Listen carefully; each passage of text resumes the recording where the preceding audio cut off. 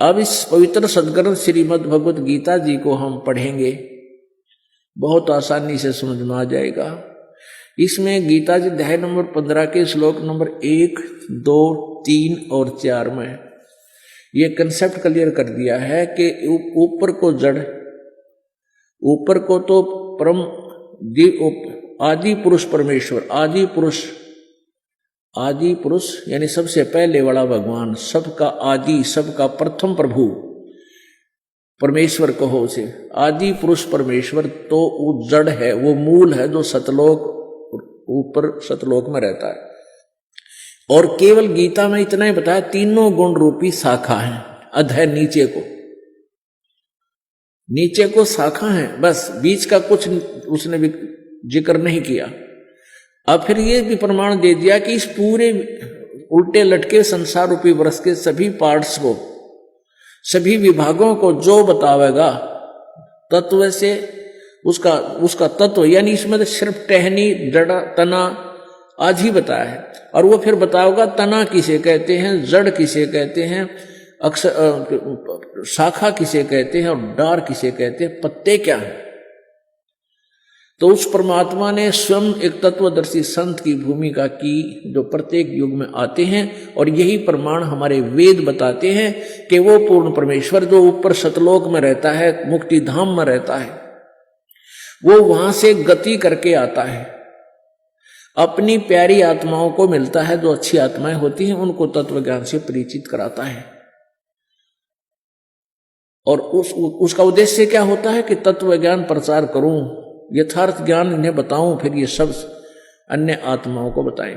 तो वो परमात्मा सतलोक से चलकर आता है, गति करके आता है और नीचे अपना यथार्थ ज्ञान बताता है। तो उस समय उसको संत कवि कहने लग जाते हैं, लेकिन वो होता है परमात्मा, क्योंकि वो अपना ज्ञान लोकोक्तियों के माध्यम से, दोहावलियों के माध्यम से, शब्दावलियों के माध्यम से, श्लोकों के माध्यम से बोलता है, चौपाइयों के माध्यम से बोलता है, वो पद्य भाग में बोलता है, जिस कारण से उनको एक प्रसिद्ध कवि की उपाधि भी प्राप्त होती है, लेकिन वो होता है परमात्मा। ऋग्वेद मंडल नंबर 9 सूक्त नंबर 96 मंत्र नंबर 16 से लेकर 20 तक, 16 से लेकर 20 तक ये क्लियर किया है कि वो परमात्मा कबीर है। वो कबीर देव अपनी कबीर वाणी के माध्यम से लोकोक्तियों, अपने कबीर वाणी का में लोकोक्तियों के माध्यम से, शब्दावलियों के माध्यम से ज्ञान प्रचार करता है। उनके द्वारा जिस कारण से वो एक प्रसिद्ध कवि की उपाधि प्राप्त करता है, और वो तीसरे मुक्ति धाम में रहता है, वो पूर्ण परमात्मा है। तो पुण्यात्माओं, अब हम इसको अच्छी तरह समझ सकेंगे अपने सदग्रंथ श्रीमद् भगवत गीता को। देखिए श्रीमद् भगवत गीता अब पढ़ेंगे। ये है श्रीमद् भगवत गीता और अध्याय नंबर 15। ये प्रथम मंत्र आपने पढ़ा, अब फिर पढ़ लीजिए, अब ये आसानी से समझ में आएंगे। ऊर्ध्व मूल माने ऊपर को, ऊर्ध्व माने ऊपर को, आदि पुरुष परमेश्वर मूल वाले, यानी जड़ तो समझो आदि पुरुष परमेश्वर इस संसार रूपी वृक्ष के। अधः शाखम यानी नीचे को शाखा, अधः माने नीचे, ये अनुवाद गलत किया है, अधः माने नीचे, नीचे शाखा वाला संसार रूपी पीपल के वृक्ष को अविनाशी कहते हैं, वेद जिसके पत्ते कहे गए हैं।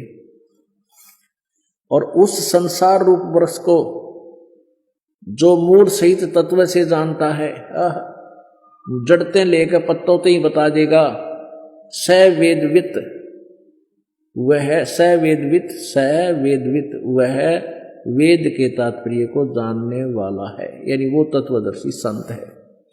अब दूसरे में क्या लिखा है कि उस संसार की तीनों गुण रूप, रजगुण ब्रह्मा, सतगुण विष्णु, तमगुण शिव जी रूप संस्कृत भी पढ़ेंगे, विषय पर वाला शाखा।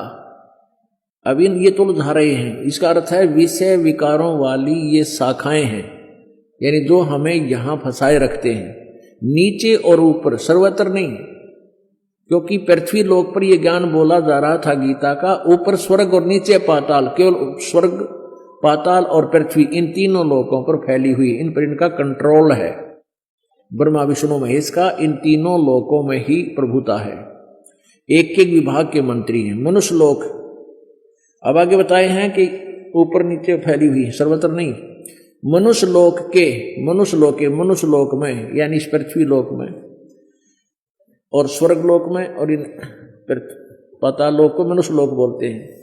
कर्मों के अनुसार बांधने वाली मूलानी यानी इसकी जड़ें हैं, मुख्य कारण है, ये हमें यहाँ फंसाए रखते हैं, ब्रह्मा विष्णु में सुलझाए रखते हैं भी। नीचे और ऊपर, अध माने नीचे, ऊर्ध्व माने ऊपर, सभी लोकों में नहीं, ऊपर और नीचे, स्वर्ग और पाताल और पृथ्वी तीनों पर व्याप्त हो रही है। आगे देखना, तीसरे में लिखा है कि इस संसार वर्ष का स्वरूप, इस संसार रूप का वृक्ष स्वरूप वैसा यहां विचार काल में नहीं पाया जाता, क्योंकि न इसका आदि और न इसका अंत है और न इसकी अच्छी प्रकार स्थिति है।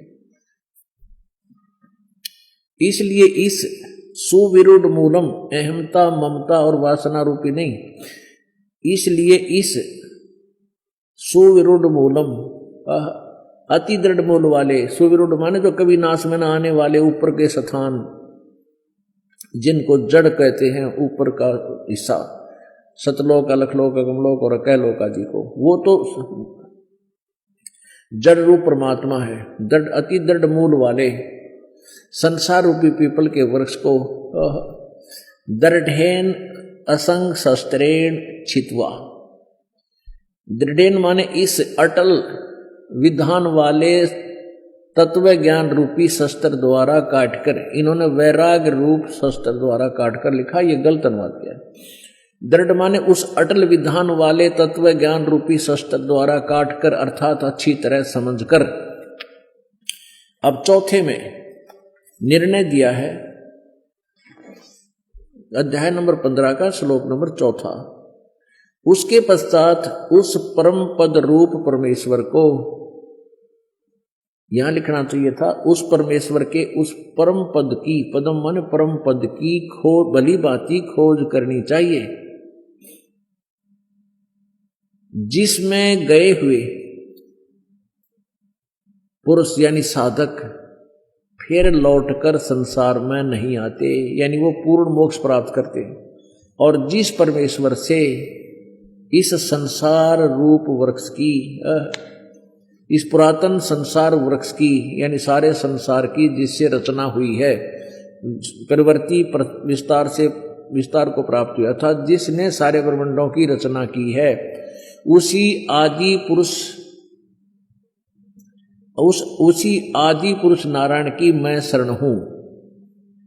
इस प्रकार दृढ़ निश्चय करके उस परमेश्वर का मनन और निधिध्यासन करना चाहिए। उसी आदि पुरुष नारायण के मैं शरण हूं, यानी गीता ज्ञान दाता भी कह रहा है कि मैं भी उसी की शरण में हूं, और इस प्रकार दृढ़ निश्चय करके उसी परमात्मा की साधना करनी चाहिए। अपनात्मा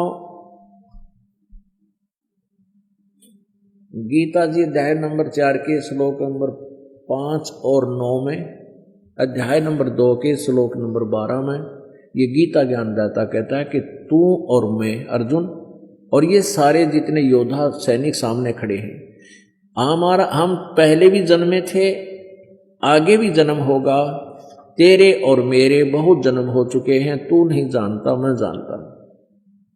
इससे सिद्ध हुआ कि गीता ज्ञान दाता अविनाशी नहीं है, और इसकी साधना करने से वो स्थान प्राप्त नहीं हो सकता जहां जाने के बाद फिर लौटकर संसार में प्राणी कभी नहीं आते, क्योंकि ये खुद कहता है कि मेरे और तेरे बहुत जन्म हो चुके हैं। गीता ज्ञान दाता ब्रह्म है जो श्री कृष्ण जी के शरीर में प्रवेश करके प्रेत की तरह बोल रहा है। गीता जी अध्याय नंबर 11 के श्लोक नंबर 32 में बताया कि अहम काल अस्मि, मैं काल हूं। श्री कृष्ण काल नहीं थे, श्री कृष्ण जी ने पहले कभी अपने आप को काल नहीं कहा और बाद में कभी काल नहीं कहा इस गीता के ज्ञान के बाद, क्योंकि इस काल ने ये युद्ध करवाना था। श्री कृष्ण युद्ध नहीं चाहता था, वो बड़े शांति प्रिय भगवान हैं, तीन लोक के मालिक। और ये काल जो है इसका उद्देश्य ही ये विनाश कराना है। इसने श्री कृष्ण के शरीर में प्रवेश किया और उसमें अर्जुन को डरा धमका कर ये युद्ध करवा दिया। और ये गीता का ज्ञान वेदों वाला ज्ञान इसमें गीता जी में दिया, लेकिन कुछ अपनी भी अटकलें लगाई युद्ध करवाने के लिए। वो अब क्लियर है, स्पष्ट है, जो वेदों से नहीं मिलता। गीता जी में भी वो कुछ ज्ञान ऐसा है जो वेदों से मेल नहीं खा रहा, तो वो अपने आप ही, हम उससे कोई लेना देना नहीं। हमने वेदों वाले ज्ञान अनुसार इसको समझना, और फिर सबका निर्णय करता है पांचवा वेद, सूक्ष्म वेद,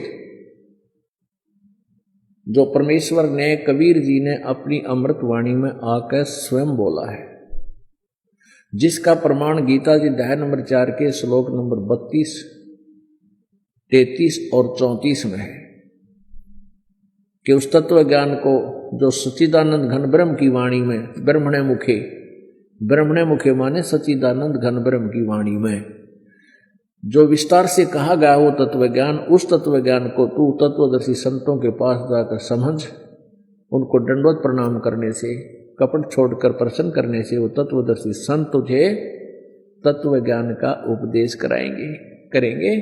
फिर वैसे साधना करना जैसे वो बताएं।